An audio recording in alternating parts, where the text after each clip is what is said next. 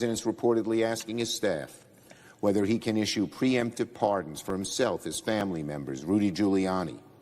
There's a simple answer: no.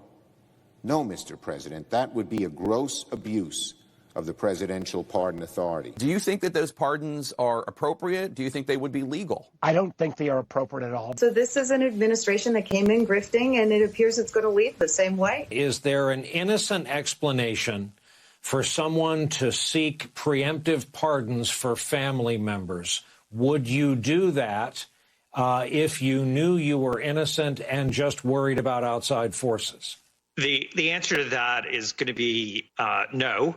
And, if you haven't done anything wrong, you sit there and go, what do you need a preemptive pardon for? It begs the question, why is there a need for a pardon here in the first place? People who've done nothing wrong do not need to be pardoned. And to me, it would raise flags for other prosecutors and other investigators, state prosecutors, not bound by the pardon, to take a close look. They say that they haven't done anything wrong. Well, why would you be pardoning them preemptively if you didn't think they might have done something wrong? Have you ever heard of somebody getting a preemptive pardon who was innocent of all crime?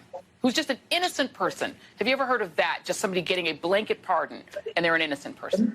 But no, here it's an effort not only to prospectively pardon people for things they have not yet been charged with and may never be charged with, but also it's the president's own family.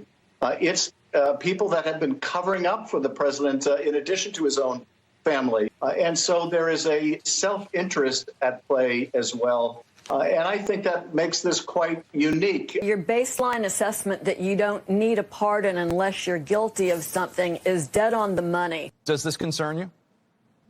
All these preemptive pardons?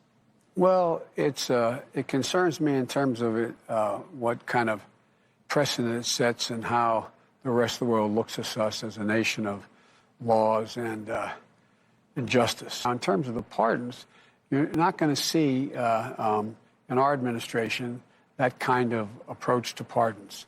Nor are you going to see in our administration the approach to making policy by tweets. It's just going to be a totally different way in which we approach the justice system.